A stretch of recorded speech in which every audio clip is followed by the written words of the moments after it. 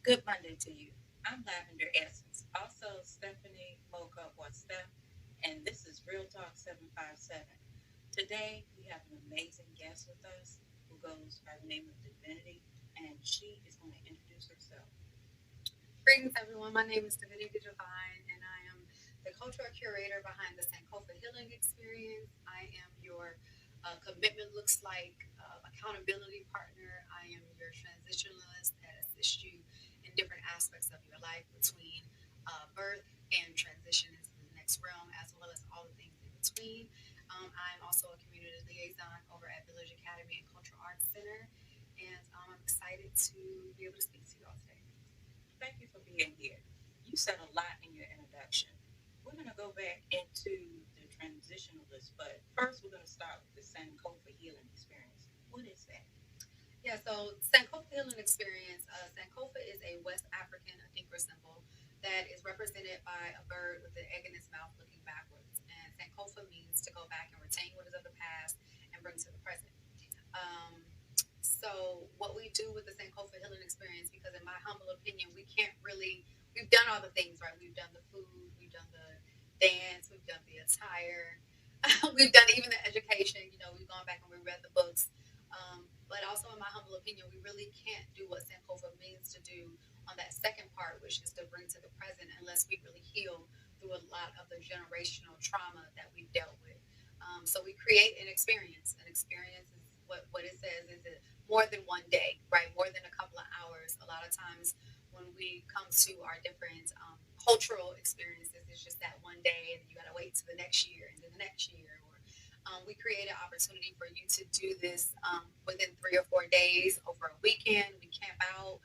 We bring different hands-on workshops, different panel to conversations, communal sustainability versus self-sustainability. Really re-educating ourselves to be back in a communal state versus a self state. I believe self was really created because of trauma. So really being able to depend on our community for the things that we need outside of what society tells us that we need. So we do that for 3 to 4 days. Our next experience is actually scheduled for Nat Turner, honoring Nat Turner and his legacy. Yes. With the revolt is the theme of that one, and we will actually be in Druryville, Virginia, with the Khalifas out on their family farm, and also being able to commune with Nat Turner as we go on his mobile war tour as well. That's amazing. I've heard about the Nat Turner Mobile War Trail Tour a few years ago. And back in September is the first time that I actually had the opportunity to make it to the land for the first Sankofa healing experience. And that was indeed an experience. I'm still taking it in. It was beautiful. And, I'm just excited and looking forward to what's going to happen in a couple of weeks. So, whoa. Um, African travels. Tell us a little bit about that. Yeah, so back in 2021, I actually traveled Africa for 6 months solo. During that time, I went to 6 different countries. I went from the west, I went to Ghana, Senegal, and the Gambia. And then on the east, I went to Tanzania, Kenya, and Zimbabwe. And I was able to really not only just reconnect with the culture, but reconnect with the spirit of what Africa and what the motherland has instilled in us as African descended people.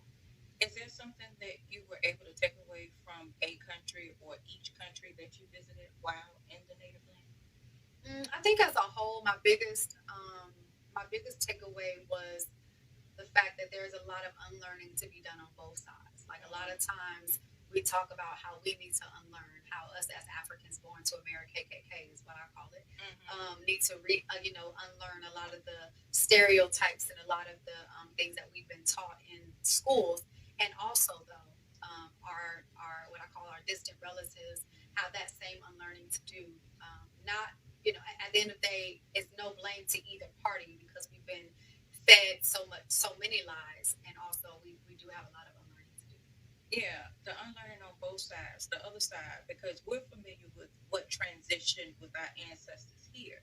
But on the other side, the loss, the here today, gone tomorrow. That's the side that we rarely see. We see it in movies from time to time when it's done right.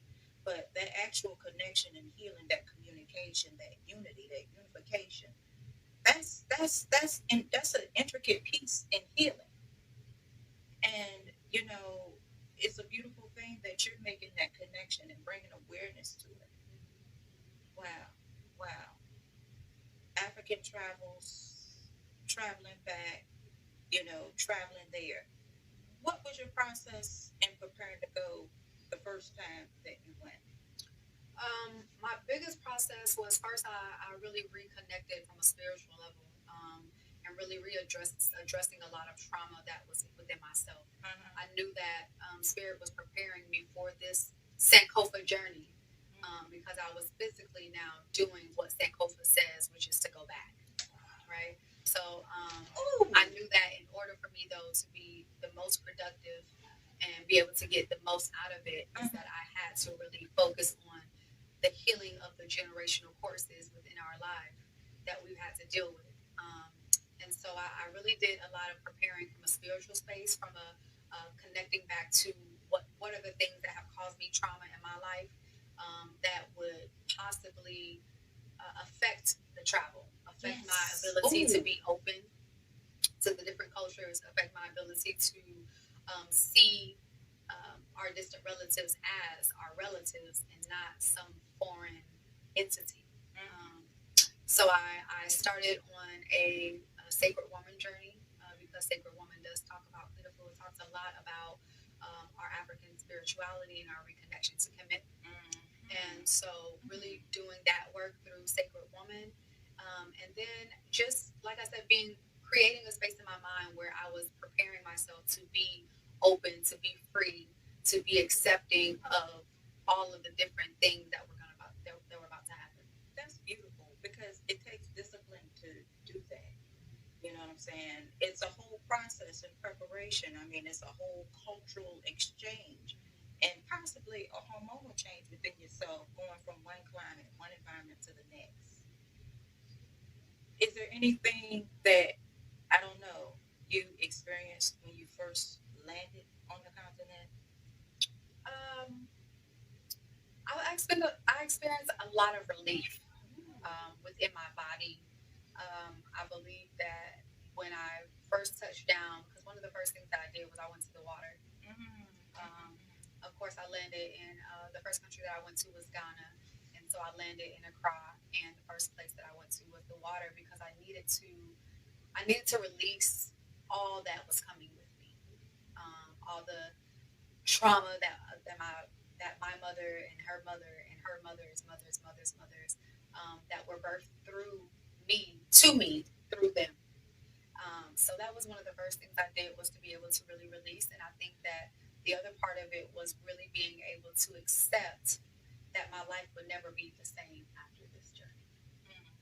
It's so refreshing talking to you because you just released the truth. Oh, yes. Okay, so Break Fast Journey. What's that about? My barefoot journey. Excuse me, Barefoot Journey. No, I no worries. apologize. No, that's Yes. okay. My barefoot journey. So I'm originally from Georgia. Um, and growing up, I was a country kid. You know, I kicked rocks with the best of them. I knew how to walk barefoot. You know, society says to put shoes on, and so you know you get to a certain age, and now mama don't want you to walk outside without no shoes on. Every time you leave the house, it's girl, put some shoes on your feet. So you know, um, so we all kind of get into that societal norm, right? But as I continue to reconnect with myself, I realized that there were certain things that I was doing that were not natural to me.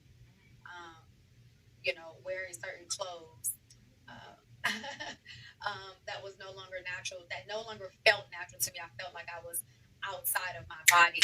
I So, can dig it. Yeah. Yeah. So the first part of that was right before I got to my barefoot journey is I started wearing more African clothing or wearing clothes that made me feel more like I was connecting to my distant relatives in Africa. And then you know, a lot of people in the 757 knew that I didn't really wear shoes anyway. Like I would always have them in the car.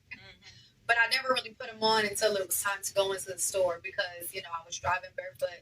And in certain spaces, my community knows me, so they didn't expect me to put on shoes. Plus, I love to dance, and who likes to dance? I don't like to dance with shoes on. I like to be connected to the earth and the ground when I'm dancing.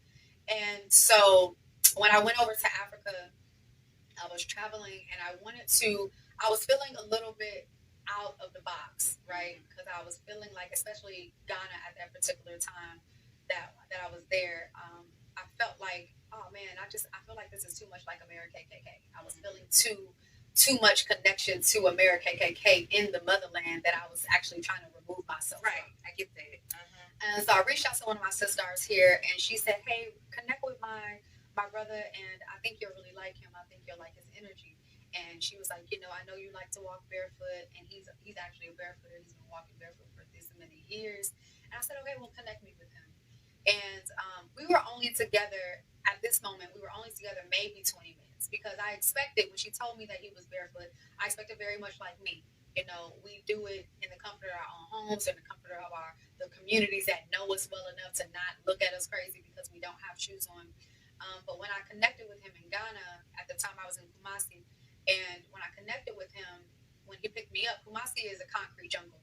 You Okay. know, one of their larger cities. I think like the second largest city in Ghana, Okay. and so it's very much city energy.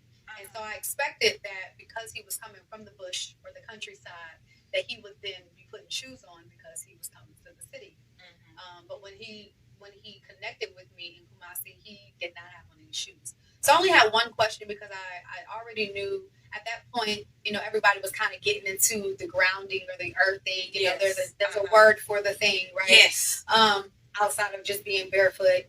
And so I knew the benefits. I had already known the benefits of what it was to take your shoes off, put your feet in the ground, and really connect with the earth.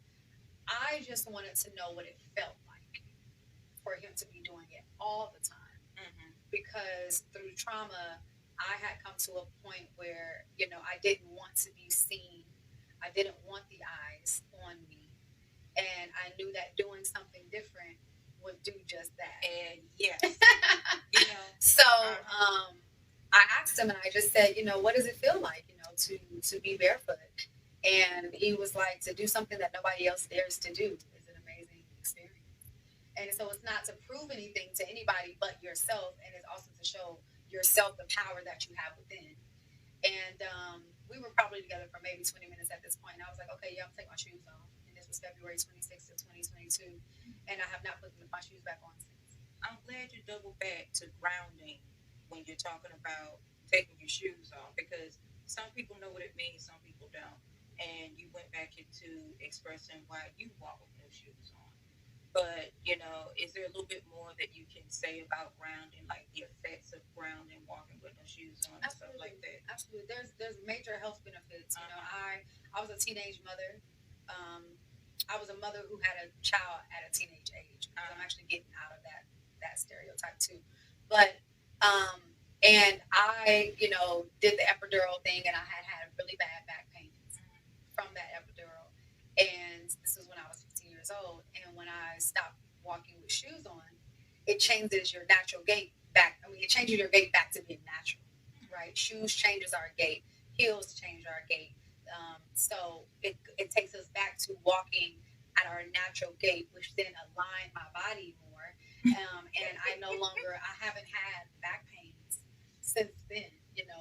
That lower back pain that I was consistently getting all the time has gone away. It also helps with just blood flow throughout your body. Your feet is where all of your organs connect to at the bottom. So being able to put your feet in the grass and really reconnecting. A lot of people are like, "Oh, I can't do that because my feet are so sensitive." They're sensitive because you haven't exposed them to it, right? And just like anything else, you have to create not a toughness. My feet are not tough, but there is a toughness to them that is able to withstand the sensitivity that comes from connecting to those different surfaces on the ground. So that's another one. It helps with I feel like it helps with my anxiety. It helps with stress. Just the act of being outside with your feet in the grass for 15 to 20 minutes is a benefit to your health. So just imagine doing that 24/7. And then I know a lot of people are like, oh, well, grounding is supposed to be in the in the dirt, in the grass, in the earth. You walk on all things barefoot. I do because everything has energy, and either it's giving you energy or it's removing energy out of you. And so even asphalt has the benefit to remove whatever is not with that should not be within you, right? And also, it's a natural exfoliant for your feet. So. Yes, yes, indeed. I like how you said alignment when you were talking about walking barefoot because that's one of the first things that came to mind when you were speaking of it, and just the natural benefits and exfoliant. Now, is there a way to, I don't know, care for your feet or whatnot with you being barefoot? Is it regular care or is there anything extra that you do as it pertains to caring for your feet walking barefoot? Um, Detoxing, on a more consistent basis, of course, is always well. Normally, I like to do like an Epsom salt bath with some dragon's blood, which is really good for removing toxins out of your body. But just anything to, care for your feet. I have a sister who I was in connection with at one point, and she's been barefoot for 9 years. Um, and one thing that she really had to make me be mindful of is to care for my feet more, because at this point I use them more than I use my hands. I use them more than I use my mouth. More than I speak. Look at that a lot. So I have to be able to really take time to self care to my feet, so that I'm able to honor what they really take me through. Mm-hmm. Wow. Divine Creations. Divine Creations 11. Are they two different things or are they one of the same? No, Divine Creations 11 is the entity. I am Divinity Divine, but Divine Creations 11 was actually created when I realized that I no longer, well, one, I wasn't wearing a lot of European clothing. I had started when I was living in Vegas. I had already started going to the local African shop and wearing a lot of African clothing to work. And I figured if I was going to have to work a 9 to 5, I didn't want to, I at least wanted to feel like myself. And so I started wearing the clothes, but I have a sister friend who was in Senegal, that I worked with while I was living in Georgia at one point, and she had been saying, "Hey, I see you wearing African clothing now. I live in Senegal. I can help you start up a boutique, and you can just sell the clothes yourself." And COVID hit, and I was like, "Well, let's see how this works, how this is created." And so it started with me doing like divinely wasted waist trainers, because at the time I was really into my fitness journey, still am, but at the time I was really into my fitness journey. So I started with doing like African printed waist trainers just to see how people responded to it. And then eventually I ended up getting some of her products and deciding to open up the Divine Creations 11. It's really so that it connects you to the divinity within yourself, right? I do believe that I'm just a mere reflection of who you are. And when you look at me, I want you to see your divinity. So when you wear your Divine Creations 11, I want you to see the divinity within you as well. And so that creates an opportunity for us as African descended people, melanated people, Kemetic people, Afro-Blonde people, however you want to describe yourself, back to the motherland, to really reconnect. And not only reconnect, but I also feel like the reason why I created Divine Creation 11 as well is that a lot of shops that you go to, you look at the tag and you see made in China, you see made in India. One of the things that I was very much specific about is that if I'm going to be wearing these clothes, it needs to be made in Africa, in whatever country, but it needs to be made in Africa by our community. And so I was able to say that because my sister is living in Africa. She has a warehouse where she employs Senegalese people to be able to create these items with her, for her warehouse, and then it creates an opportunity for us to be able to have those items here. So not only are you just wearing something that is African print, you are wearing something that is African made. You got the native land on your back. Mm-hmm. Yes, Yeah. wearing our own brands. Yeah. Yeah. That's important. You know, when you spoke of, wearing other people's clothing and the process that you go through to get your clothing, it's essential because, through the process of our transition, we say words like brand. But then, a lot of us sometimes go out and break our back to pay money that we don't have for these brands. And representativity is important. Yeah. So to know that your clothing comes directly from the source of the native land, that's something that is rarely seen here. And you're trend setting that. Just keep doing your thing. Do it. I love it. Okay, so anything more about Divine Creations? Divine, yeah. So Divine Creations 11 is just the physical. The Sankofa healing aspect is where the spiritual is. So it started with Divine Creations 11, but it's also is transitioning into a space where I don't want you to just come here for physicalness, because there's so much spiritual that we really need to reconnect to and do healing with. So I give you an opportunity to be on the outward showing your divinity, but remember that it's also very much important. It's number one to really have that within yourself through the Sankofa healing experience. Yes. What kind of activities or what can we expect from the Sankofa healing experience uh, in a couple of weeks? Mm-hmm. Yeah. So our next Sankofa healing experience is May 24th through the 27th. We know it as African liberated people. We know it as African Liberation Weekend. Mm-hmm. And to just kind of run it around, it's also Memorial Day weekend. That's what most people know it as, but we know it as African Liberation Weekend. And so what we do is we really bring a communal setting to the experience, right? We camp out on the land for the amount of time that we have the land, and we're so very grateful because we're always looking at Black-owned land, an ancestral land, land that is rich within our culture. Yes. It is for us, by us, only us. Okay. And I am not against anyone, and I'm also 10 toes and thousands of toes down for our people and the revolution in which we have to continue. And so that looks like doing drumming circles. That looks like learning different African dances. That looks like doing a lot of healing and meditation, reconnecting to the earth. Of course, Culture by Ellie was out there last year with her mobile museum, the pop-up museum. The pop-up museum. Pop-up museum, absolutely. Yes. And so being able to connect in those spaces, having those under the tree, that tree talk, right? Those tree talks, those meeting of the mind conversations where I don't say bridging the gap anymore, because one, I think that it's a played out theme. We say a lot of times, oh, we're bridging the gap, but we have to remember what a bridge is for. A bridge is to cross. It is not to feel. It is not to heal. It is just to cross. And so I like to say that we are filling the gaps that needs to be filled in our community, whether it's through healing, whether it's through what modalities of our community are we lacking. We have the spiritualists, right? We have the agriculturalists. We have the warriors, the ones that are ready for combat at any given moment. All right, but how do we bridge? How do we fill the gaps within the spiritualists to also be warriors? How do we fill the gap of the warriors to also be healers? Yes. Right, and be healed themselves, yes. right? Yes. Because as a warrior, we know that that's a lot of undertaking. That's a lot of energy, and we hold a lot on our back. So how do you come from warrior mode to healer mode? How do you heal yourself? You don't have to be a healer, but you have to be able to know how to heal yourself and connect with like-minded people to be able to heal yourself.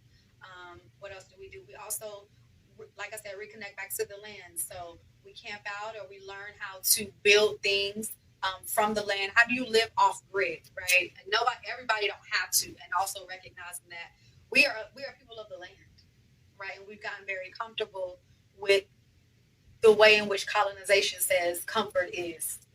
And so how do you get to the point where you can go in the woods and say that mushroom is edible, that mushroom is not? How do you go into the woods and say that plant is edible, that plant you want to stay away from, right? How do you build a fire, right? I'm learning those things too. And truth be told, Spirit was like, you have to create a space where we can all learn these things again. How do I defend myself, right? Because I do a lot of traveling solo. And so how do I get to the point where, yeah, I know Spirit got me, and also how do I defend myself in the case that I need to be able to defend myself through different training techniques? Yes. So whether it's capoeira or African martial arts or whatever, you be able to reconnect to those entities to be able to defend yourself. How do we get to a space where these are all just workshops that we create based off of who's in the community that is willing to express themselves? How do we get to the point of financial stability where we're not using finances to necessarily live, and also using it for the tool that it is? Yes. Right. Yes. it's a tool. It's not to say that we don't have the abundance without it. It's just the tool in which we can use to get more. And so, what does that look like? So yeah, those are some of the things that we do at the Sankofa. Now, the Sankofa Healing Experience is a traveling engagement, but your work don't stop with the Sankofa Healing Experience. Tell us a little bit about Village Academy. Okay, yes. So, um, Village Academy and Cultural Arts Center is a African-oriented school on 35th Street in Norfolk, Virginia. And Walamu Benar has been there, I believe, for almost 10 years now, if not 10 years, doing the work that we should be doing, which is teaching our children and not putting them into um, other communities to be taught. Right? We have to get back to the point where we're actually teaching our children. Now, me myself, I do not have the patience. Okay, and I was honest with myself, but I know that I know how to take advantage of an opportunity that is given. And so I put my daughter in that school about 4 years ago, and she has been able to learn even more history than I know, right? Because I wanted to put her in a space where she didn't have to unlearn, right? She was just learning. Yeah. And she was learning with us in our community. So what I do outside of what Walamu Bernard does, because his responsibility is the core, right? Making sure that the children really get the education Yes. that they need. He's created the space, and so they can get the education that they need. And also, I recognized a gap that needed to be filled within the school, which was how do we bring the community that is right here in the 757 into the school to be of assistance to Walamu. Ooh. Okay. Because a lot of times what happens is this is a private school, so there is fun, tuition that is done monthly. But we say, oh, okay, it's private, so they got everything they need. Well, most of the time, private schools are the ones that are lacking the most because those funds are specifically for letting the children come to school. Right. It's not a situation where they have a cafeteria, so the parents are having to bring the food into the school. We don't have a lot of we don't have an after school program, right? So my self-appointed, right? I was not I don't work for the school, I volunteer for the school, but my self-appointed title is a community liaison. And what I do is the same people that I connect with and commune with through the Sankofa healing experience, because they are giving their energy in different modalities, whether it's yoga, whether it's dance, whether it's meditation, whether it's teaching the children how to juice their own food, how to grow their own food, all of those things. Those same people need to be able to come into the school and volunteer their time with the children so that the children can also get those different modalities. Same modalities that the public schools get. Yeah. Public schools got after school programs out the Wunan. They got different clubs and they got this and they got that. They do. And how do we as a community come together and say, hey, I already naturally have this resource because this is my business. Yeah. Most of the parents there have businesses that are already within these modalities. And how do we get back to that? And if the parents can't do it, how does the community that surrounds the school get back to the school as well? Those are good questions because a lot of times we have these outlets, we have these schools, we have these networks, but the thing of it is nobody knows about it. And so we do need the link of the community, we do need the link of businesses, and we do need the link of the schools to come together. Because for this to be there and for it really not to be known, that's I'm at a loss of words right now. Yeah. And I'm proud of the work that you did during spring break because you opened a lot of people's eyes to the location of where Village Academy is, and just bringing awareness that there's a cultural program and school available to teach our children the way that we need to be taught. Right. Because you got private schools on all types of levels, and then the public school is free access, but everything free ain't good. Everything free ain't good. There's a whole bunch of toxicity in there too. Yeah. And I think my biggest ask of our community, even coming away from just what I was doing as a community liaison within the school, like you mentioned, I did the DK11. Yes. We did the It Takes a Village spring break, right? Ooh, and just go all up in it. We need to know. So we did It Takes a Village spring break camp, right? And the reason why I named it that, or why spirit, because everything I do is through spirit's guidance, truth be told. And so the reason why it came to that is because it really has to get to the point where we recognize that we can't do it depending on just one person to move, right? We can't do it just depending on just. That's how we get burnt out.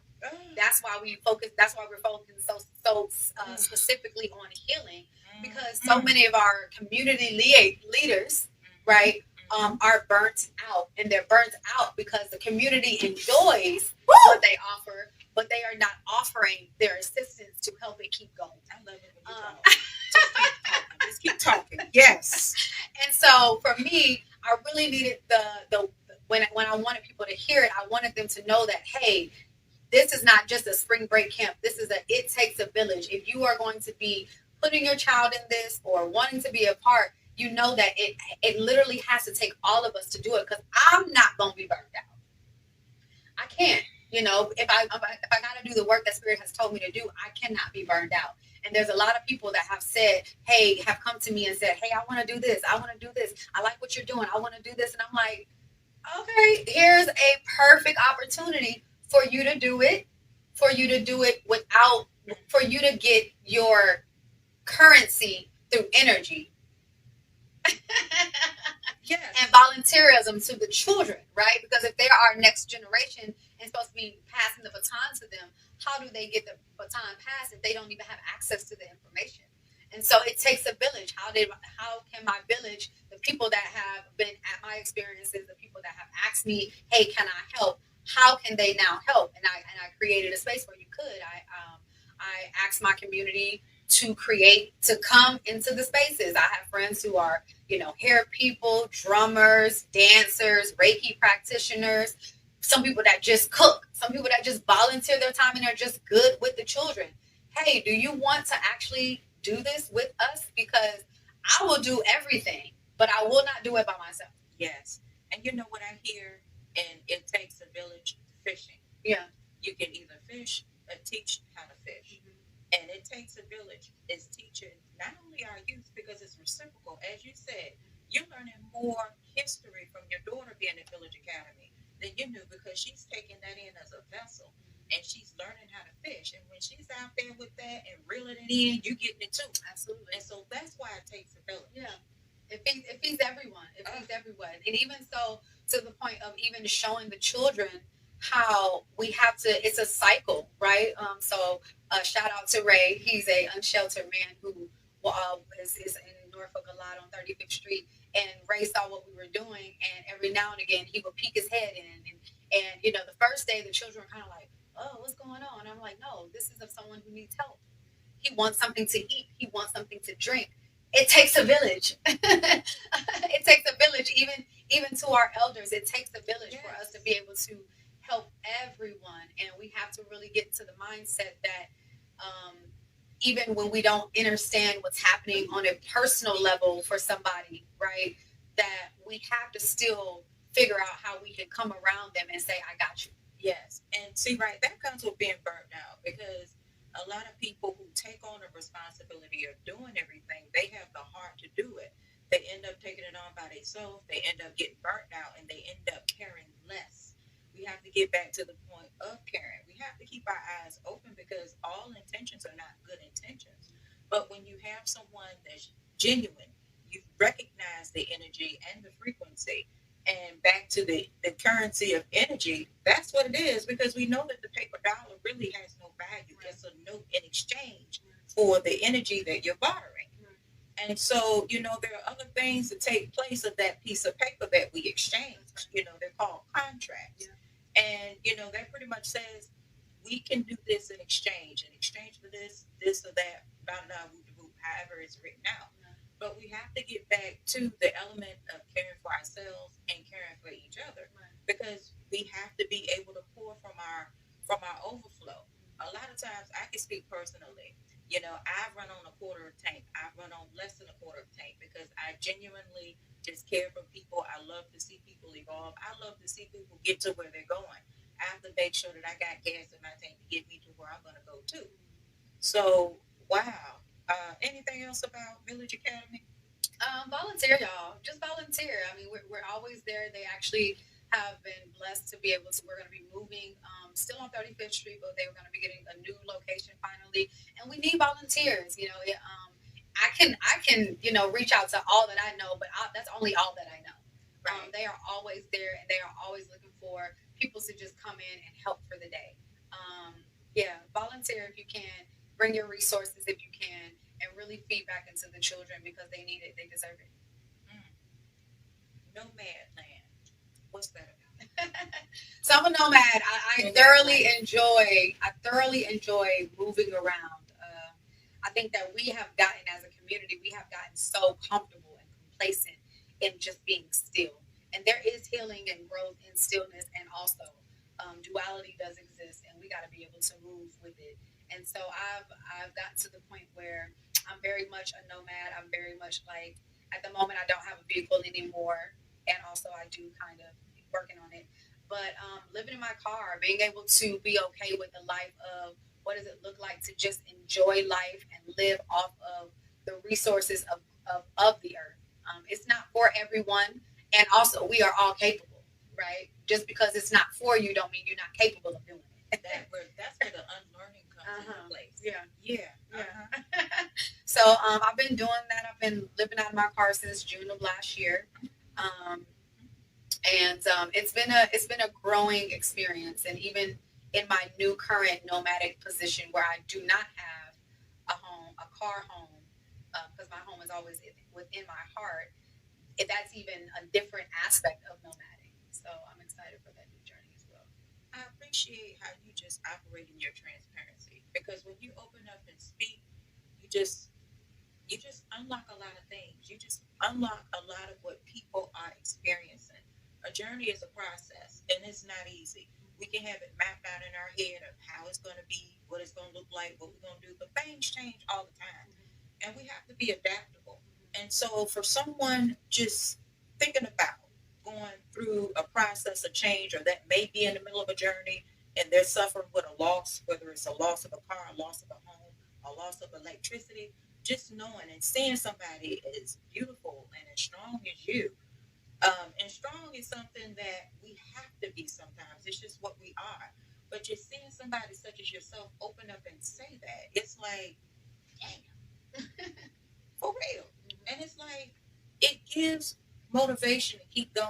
Yeah. Because sometimes when we are without, we feel like we're lacking. I can't do this because I ain't got that. But no, that's just you.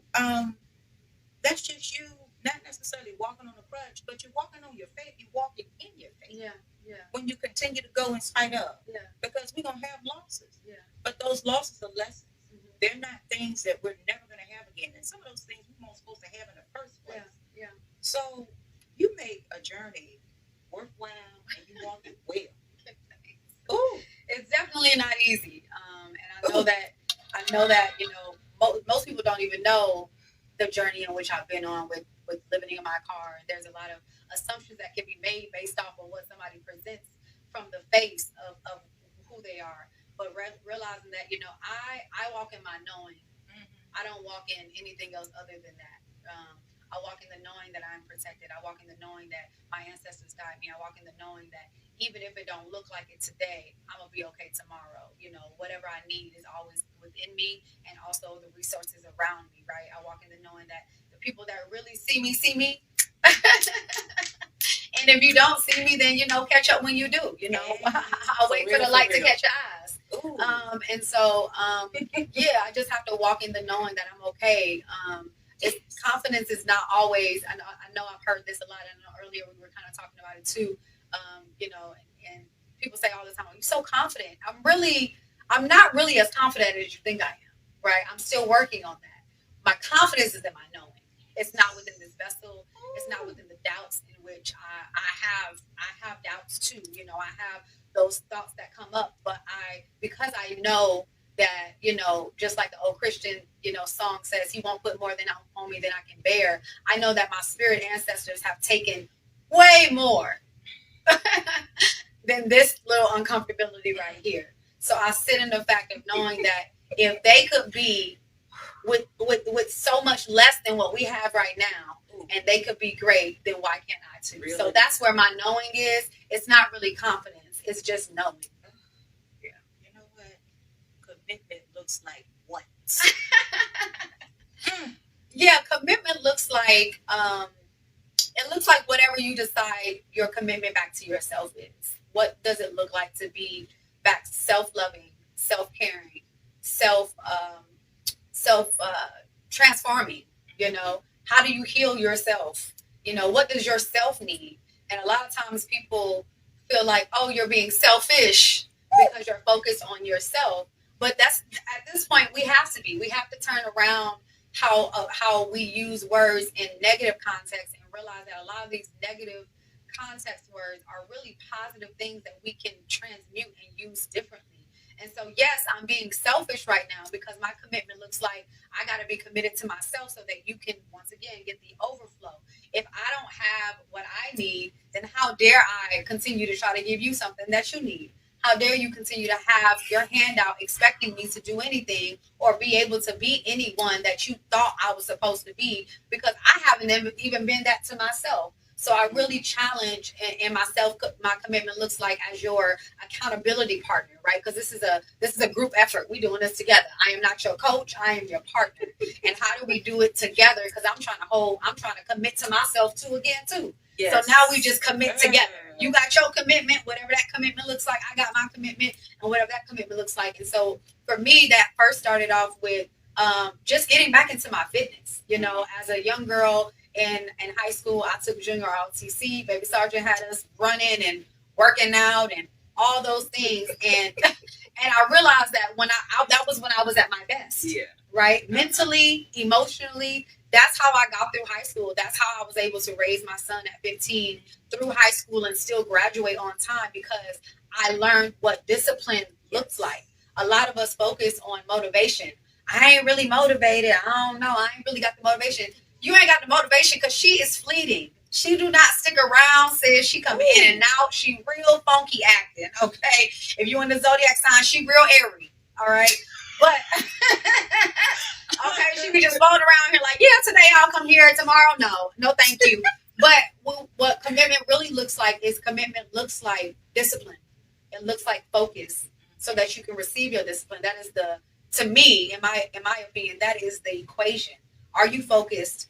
Are you disciplined so that you can be committed? Because when you focus on your focus and you say discipline to your focus, then your commitment will always be to yourself. It'll always be to you first, so that the people around you can get the overflow. And so even for me, I've gotten back to what my commitment looks like journey. And I've been doing a jump rope challenge for the last, I don't know what's today, day 13. We're on our breast day today. Yes. So for the last 13 days, we've been on a commitment looks like jump rope challenge. And that just means, how do you commit to just doing one thing different, one thing that you used to do?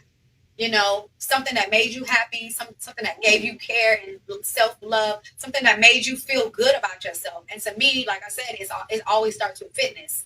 And so I got back to my jump ropes, you know, and one is childlike. You know, how do you get back to committed to being and accepting the child within you?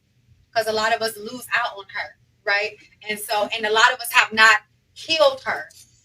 Ooh, have not spoken to her in a while. Ooh. How do you recommit to her?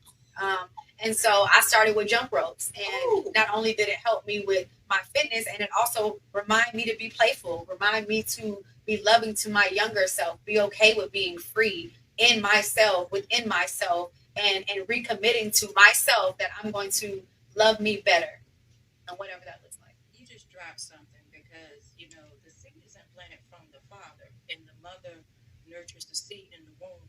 And when we come through that vessel as a human being, we're in the form of infancy. And from that state of life, we're constantly learning. And the transition from childlike to adult life, it's almost like a switch. Legally, here in America, you're 18, you've grown. You have access to the things that most adults have access to, with the exception of now cigarettes, right, and liquor, which right, is now 21. Right. But, a lot of times, especially when we go through transitions, because I have my son at 16 as well, and I put myself away and I became mom. Mm-hmm. And when I transitioned from my son turning 18 and going into his adult life, I celebrated, because that was 18 years that I raised my son.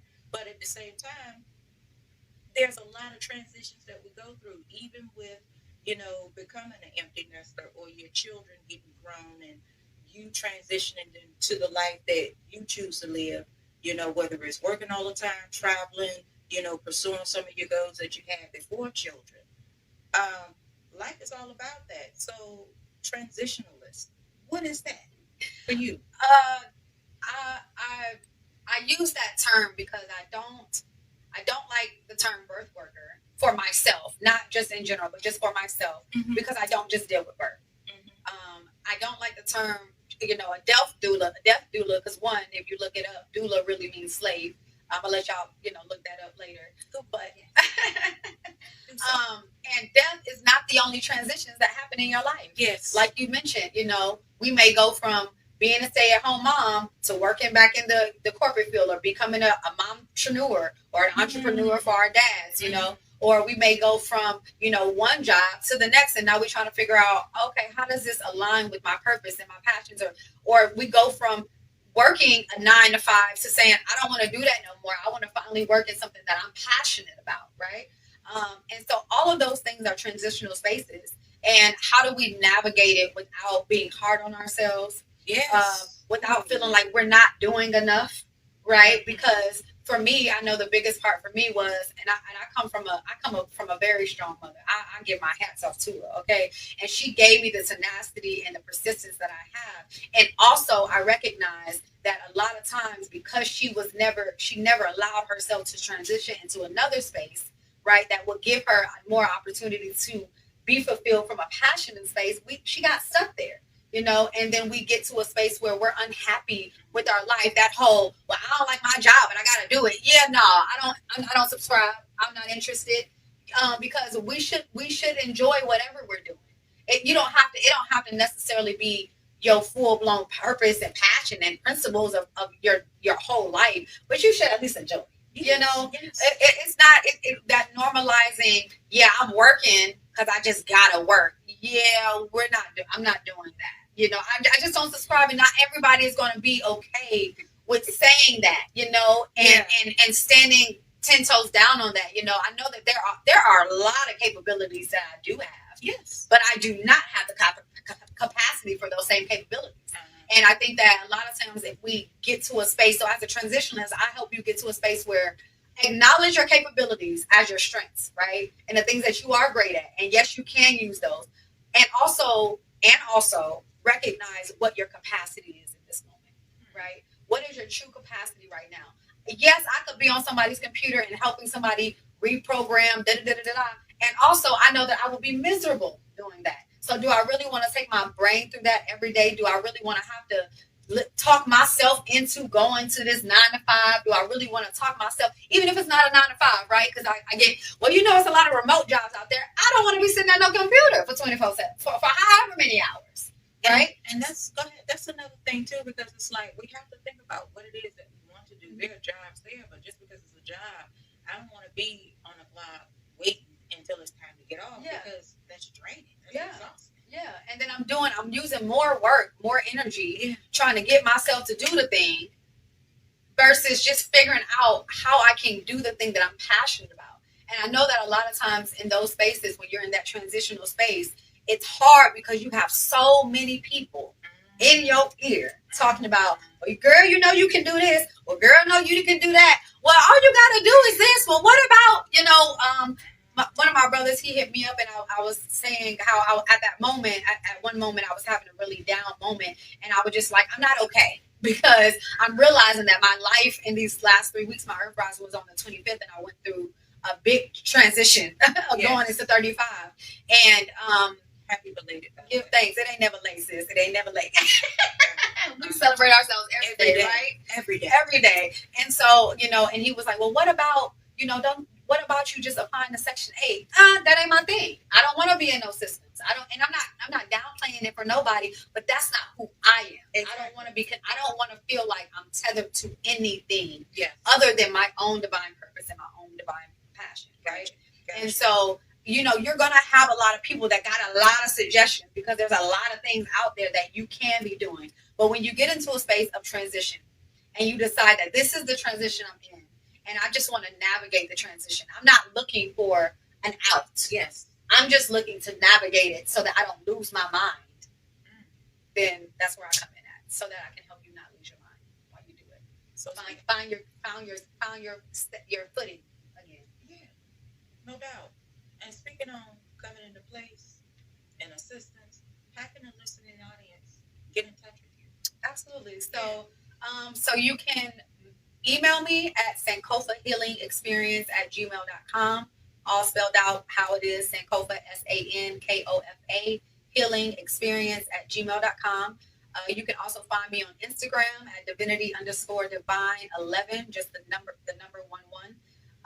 Also Sankofa.healing.experience as well to keep up with the Sankofa healing and the journey ahead. Right, we are planning on going to different states to bring the Sankofa healing to different Black-owned land so that we can really not only get the word out and also ask where our nation is.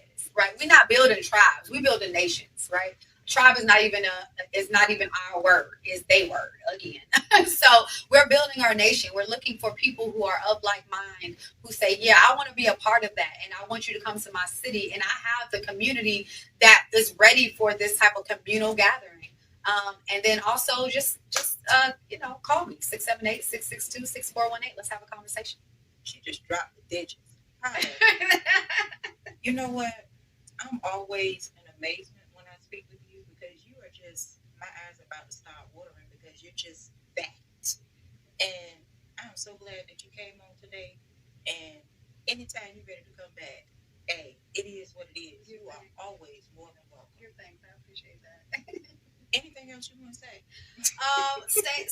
Stay committed to you. Stay committed to what love looks like for you internally, right?